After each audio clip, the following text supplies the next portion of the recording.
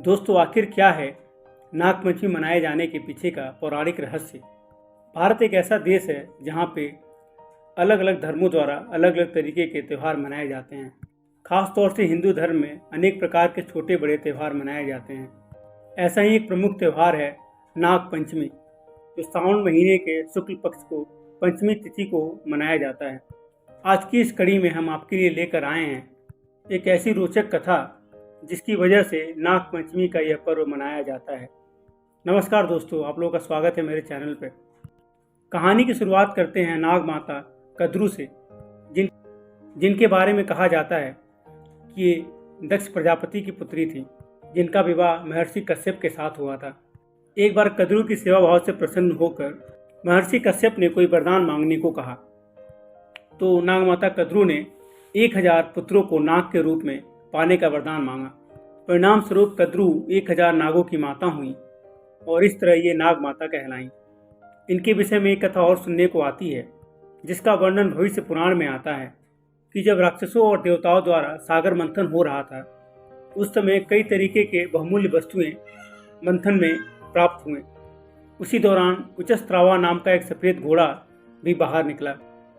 इसे देख नाग माता कद्रू ने अपने सौत विनीता से कहा, देखो ये घोड़ा कितना सुंदर है।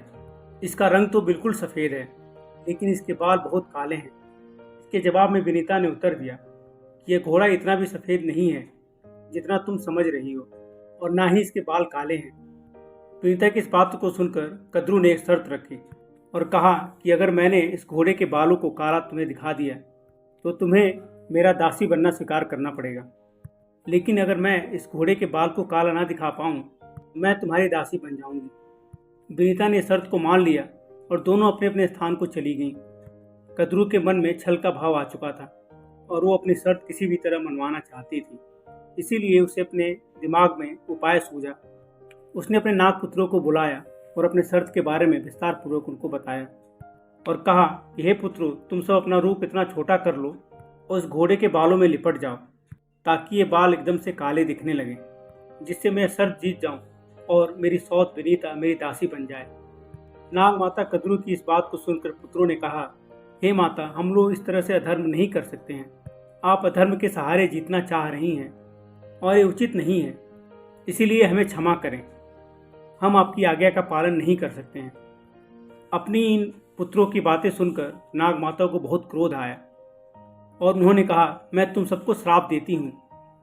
कुछ काल बाद पांडव वंश में एक राजा होंगे जिनका नाम जन्मेजय होगा। वो जब सर्प यज्ञ करेंगे, उस यज्ञ में तुम सब जलकर भस्म हो जाओगे और तुम सब का नाश हो जाएगा। यह सुनकर कद्रू के सारे पुत्र डर गए और तुरंत ही वासुकी नाग को लेकर ब्रह्मा जी के पास पहुंच गए और वहां सारी घटना सुनाई। सारी घटना सुनने के बाद ब्रह्मा जी ने कहा, हे वासुकी, कुछ वर्ष बाद यायावर वंश में एक तपस्वी ब्राह्मण जरत्कारु का जन्म होगा। उससे तुम अपनी बहन का विवाह कर देना। दोनों के संयोग से आस्तिक नामक प्रतापी लड़के का जन्म होगा, जो राजा जन्मेजय द्वारा किए गए सर्प यज्ञों को रोककर तुम सबकी रक्षा करेगा। ब्रह्मा जी के कहे अनुसार समय आने पर आस्तिक मुनि ने राजा जन्मेजय के यज्ञ को रोककर सब सर्पों की जान बचाई। जिस दिन आस्तिक मुनि ने नागों की रक्षा की, वो दिन पंचमी का था और संयोग से ब्रह्मा जी ने जो वरदान नागों की रक्षा के लिए दिया था, वो दिन भी पंचमी का ही था। उस वजह से ये पंचमी का दिन नागों को बहुत प्रिय है। इस दिन नागलोक में एक खास उत्सव मनाया जाता है। भविष्य पुराण में नागों पर दूध चढ़ाने के विषय में एक आध्यात्मिक कारण ये भी बताया गया है कि नाग पंचमी के दिन सर्पों को दूध चढ़ाने से सर्प भय नहीं रहता है। जो भी व्यक्ति नाग पंचमी के दिन पूरे विधि विधान से सर्प और नागों की पूजा करता है, उसे नागलोक में स्थान मिलता है।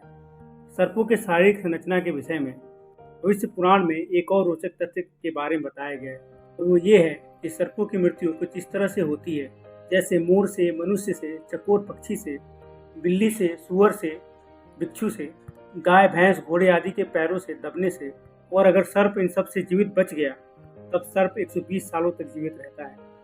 सर्प के जन्म लेने के 7 दिन बाद दांत उगते हैं और 21 दिन बाद इनमें विष आ जाते हैं। सांप के 240 पैर होते हैं, तो गाय के रोए की तरह बहुत ज़्यादा छोटे होते हैं, जिन्हें हम साधारण आंखों से नहीं देख सकते हैं। ये पैर सांप के चलते समय बाहर निकले होते हैं और बाकी समय ये अपने भीतरी भाग में चले जाते हैं। जिस सांप के दांत नीले, सफ़ेद और लाल रंग के होते हैं, उनके विष का वेग बहुत कम होता है और उनकी आयु भी बहुत कम होती है। तो ये थी नागपंचमी से संबंधित कुछ गूढ़ बातें जो हमने आज आपके साथ साझा की। ऐसे ही और रहस्यों को जानने के लिए और कहानियों के लिए इस चैनल को सब्सक्राइब कीजिएगा। मैं हाजिर हूँगा फिर अगली वीडियो के साथ, अगली कहानी के साथ। तब तक के लिए मुझे विदा दीजिएगा। नमस्कार।